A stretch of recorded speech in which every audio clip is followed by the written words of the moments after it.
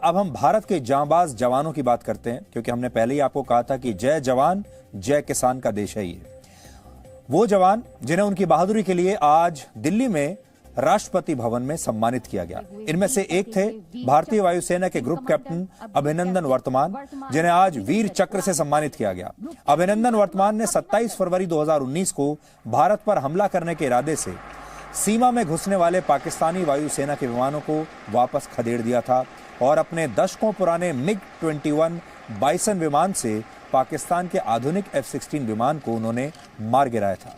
आज आपको अभिनंदन वर्तमान की वीरता की किस कहानी को एक बार फिर से याद करना चाहिए। हमें यकीन है कि हमें उनका कोई परिचय देने की आपको आवश्यकता नहीं है, पूरा देश उन्हें जानता है, लेकिन आज उनका सम्मान हुआ है, इसलिए आज भी हम उन्हें भी बधाई देना चाहते हैं और पूरे देश को भी बधाई देना चाहते हैं, खास तौर पर अपने सैनिकों को भी।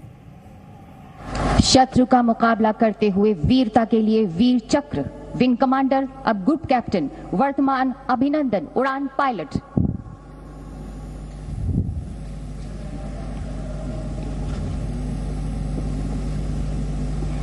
विंग कमांडर अभिनंदन 27 फरवरी 2019 को वायु सेना स्टेशन श्रीनगर में ऑपरेशनल रेडीनेस प्लेटफॉर्म पर तैनात थे। रणनीति की जानकारी होने का प्रदर्शन करते हुए आपने अपने वायुयान वाहिद एयर इंटरसेप्ट रडार से निम्न ऊंचाई के वायु क्षेत्र का निरीक्षण किया और पाया कि दुश्मन का वायुयान भारतीय लड़ाकू इंटरसेप्टर वायुयान पर घात लगाकर हमला करने के लिए निम्न ऊंचाई पर उड़ान भर रहा है।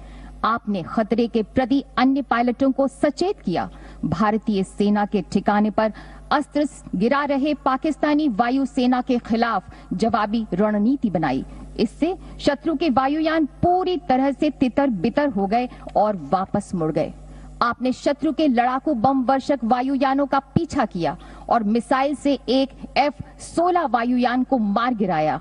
तथापि इस घनघोर युद्ध में शत्रु की एक BVR मिसाइल आपके वायुयान से टकरा गई और आपको शत्रु की सीमा में उतरने के लिए बाध्य होना पड़ा।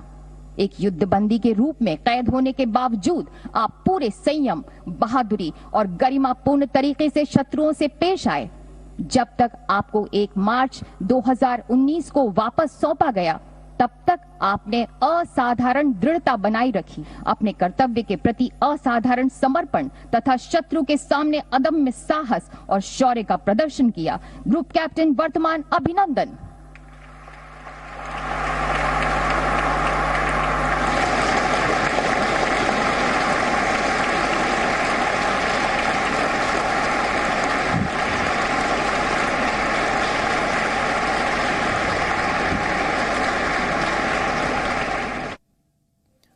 तो आज ये तस्वीरें देखकर आपका सीना भी एक बार फिर से गर्व से चौड़ा हो गया होगा।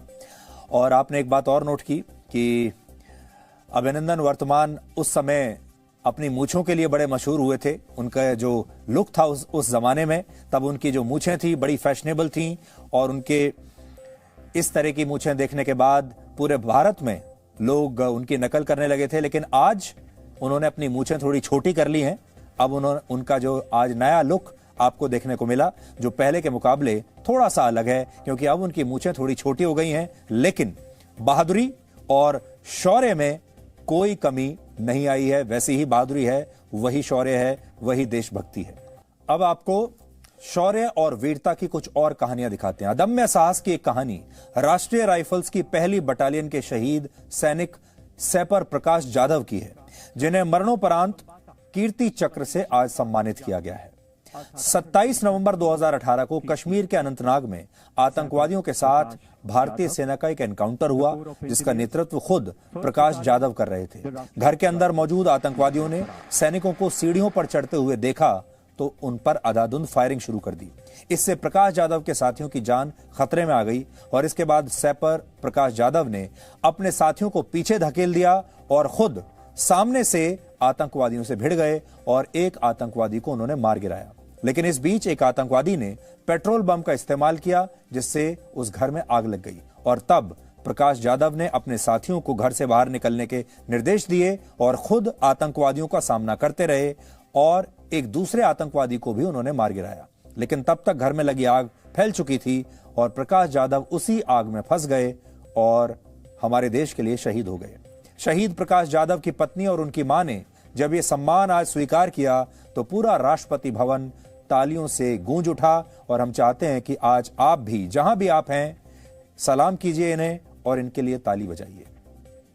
शत्रु का मुकाबला करने के सिवाय असाधारण वीरता के लिए Kirti Chakra sapper Prakash Jadhav, the corps of engineers, 1st battalion, the Rashtriya rifles, मरणोपरांत 27 नवंबर 2018 को जम्मू कश्मीर में अनंतनाग जिले के रेडबानी वाला गांव में आतंकवादियों के मौजूद होने की सूचना मिलने पर एक घेराबंदी एवं तलाशी अभियान चलाया गया। इस अभियान की अगुवाई करते हुए सैपर प्रकाश जाधव ने रक्षा कवच की मदद से अपने साथियों के साथ सुबह लगभग 3:30 बजे निर्धारित घर में प्रवेश किया। तलाशी दल को सीढ़ियों के ऊपर आता देख आतंकवादियों द्वारा शुरू की गई अंधाधुंध गोलीबारी के बीच अपने साथी के लिए उत्पन्न हुए खतरे को भांपते हुए सैपर प्रकाश जाधव ने अपने प्राणों की परवाह न करते हुए अपने साथी को पीछे धकेलकर सुरक्षित किया। आतंकवादियों की गोलियों की बौछार के बीच अपने सटीक निशाने से एक आतंकवादी को मार गिराया। अंततः अपने साथियों की जान बचाते हुए गंभीर घावों और आग की लपटों में झुलसने के कारण राष्ट्र सेवा में शहीद हो गए। स्वर्गीय प्रकाश जाधव की पत्नी श्रीमती रानी प्रकाश जाधव एवं माता श्रीमती शारदा जाधव।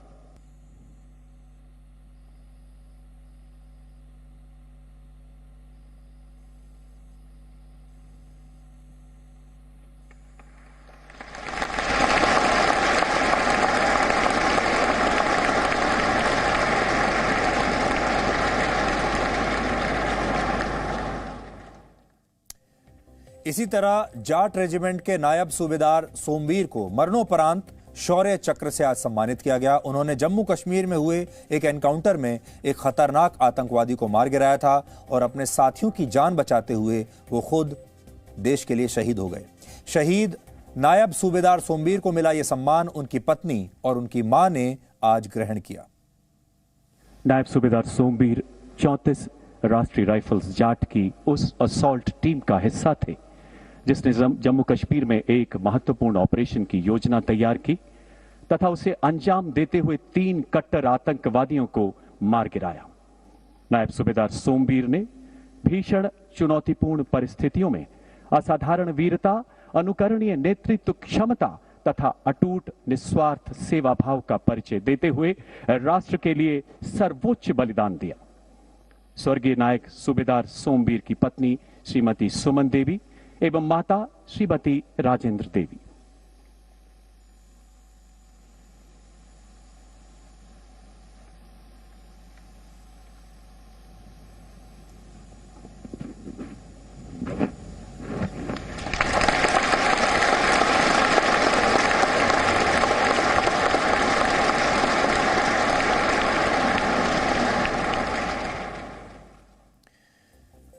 शौर्य की कहानियां आज आपको इसलिए दिखा रहे हैं क्योंकि हमारे देश में राजनीति होती है, नफे नुकसान की बात होती है, लोग अपने फायदे के लिए सब कुछ करते हैं। लेकिन कुछ परिवार ऐसे भी हैं जो सिर्फ देश के बारे में सोचते हैं। कुछ लोग ऐसे भी हैं जो अपना नफा नुकसान नहीं सोचते, जो राजनीति के बारे में नहीं सोचते, वो सिर्फ देश के बारे में सोचते हैं। इसलिए और इन्हीं लोगों के दम पर यह पूरा देश आज भी मजबूती से खड़ा हुआ है। इसलिए आपको इन सब परिवारों का ऋणी होना चाहिए। आपको अब 14 फरवरी 2019 को कश्मीर के पुलवामा में हुआ आतंकवादी हमला आपको शायद याद होगा, जिसमें सीआरपीएफ के 40 जवान शहीद हो गए थे। इसके बाद भारत की सेना ने इस हमले के लिए जिम्मेदार जैश-ए-मोहम्मद के खिलाफ कश्मीर में अलग अलग अभियान चलाए और ऐसे ही एक अभियान का नेतृत्व कर रहे थे 55 राष्ट्रीय राइफल्स के मेजर विभूति शंकर ढोंडियाल। मेजर विभूति ढोंडियाल ने इस ऑपरेशन के दौरान न सिर्फ 5 आतंकवादियों को मार गिराया और इस दौरान वो खुद भी शहीद हो गए। शहीद होने से सिर्फ 10 महीने पहले मेजर ढोंडियाल की शादी नितिका कौल से हुई थी। सोचिए, सिर्फ 10 महीने पहले शादी हुई थी और अब नितिका कौल अपने पति के बाद खुद भारतीय सेना में लेफ्टिनेंट हैं। अपने पति के शहीद होने के बाद वो बुरी तरह से बिखर चुकी थीं और हमें याद है उस दिन भी हमने उनकी ये तस्वीर आपको दिखाई थी जिस दिन उनके पति ने शहादत दी थी। जब शहीद मेजर विभूति ढोंडियाल का पार्थिव शरीर देहरादून में उनके घर पहुंचा था, तब उनकी पत्नी ने न सिर्फ उन्हें सलामी दी थी, बल्कि रोते हुए कहा था कि मुझे इस बात पर गर्व है कि तुमने मुझसे ज्यादा प्यार अपने देश को किया। आज आप सबसे पहले उस तस्वीर को एक बार देखिए।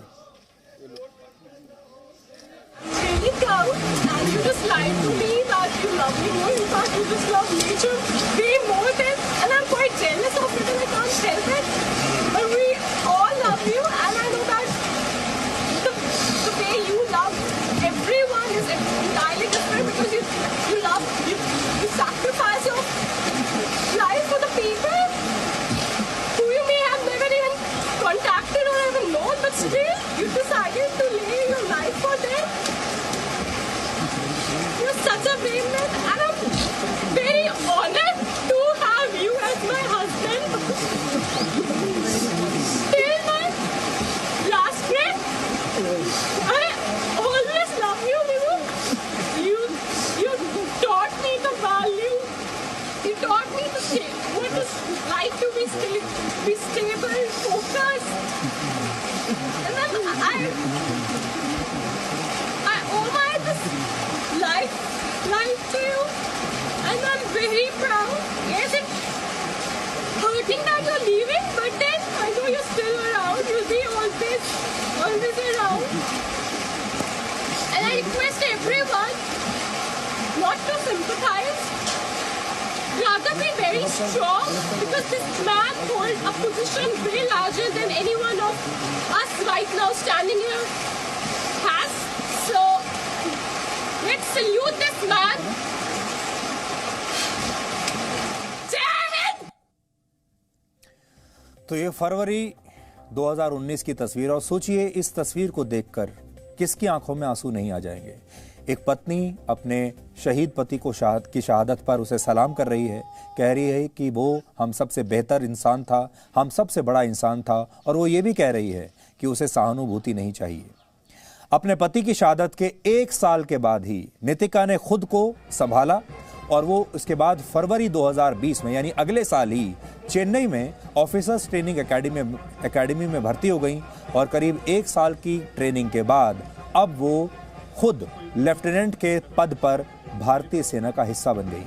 आज जब उनके पति को उनकी शहादत के लिए सम्मानित किया गया, तब नितिका सेना की वर्दी में मेजर ढोंडियाल की मां के साथ वहां पर खुद मौजूद थी। शत्रु का मुकाबला करने के सिवाय शौर्यपूर्ण कार्यों के लिए Shaurya Chakra Major Vibhuti Shankar Dhoundiyal, corps of electronics and mechanical engineers, 55th battalion the Rashtriya rifles. 14 फरवरी 2019 को पुलवामा के सीआरपीएफ काफिले पर हुए आईईडी हमले के लिए जिम्मेदार आतंकवादी समूह की गांव पिंगलाना, जिला पुलवामा में मौजूदगी की सूचना मिलने पर 18 फरवरी 2019 को चलाए गए अभियान का मेजर विभूति शंकर ढोंडियाल ने नेतृत्व किया। खोजबीन के दौरान आतंकवादियों द्वारा की गई अंधाधुंध गोलीबारी में घायल होने के बावजूद इस जांबाज अधिकारी ने अपने रणकौशल से आतंकवादियों की गोलीबारी का मुंह तोड़ जवाब दिया। अपने प्राणों की परवाह न करते हुए वो छुपे हुए आतंकवादियों की गोलियों की बौछारों के बीच रेंगते हुए उनके नजदीक पहुंचे। भागते हुए आतंकवादियों पर सटीक गोलीबारी करते हुए एक कट्टर आतंकवादी को मार गिराया। मारे गए आतंकवादी की पहचान जैश-ए-मोहम्मद तंजीम के खतरनाक आतंकवादी के रूप में हुई। गंभीर रूप से घायल होने के बावजूद आखिरी सांस तक आतंकवादियों का मुकाबला करते हुए अंततः मेजर विभूति ने मातृभूमि की रक्षा में अपने प्राणों की आहुति दी। स्वर्गीय मेजर विभूति शंकर ढोंडियाल की पत्नी लेफ्टिनेंट नितिका कौल एवं माता श्रीमती सरोज ढोंडियाल।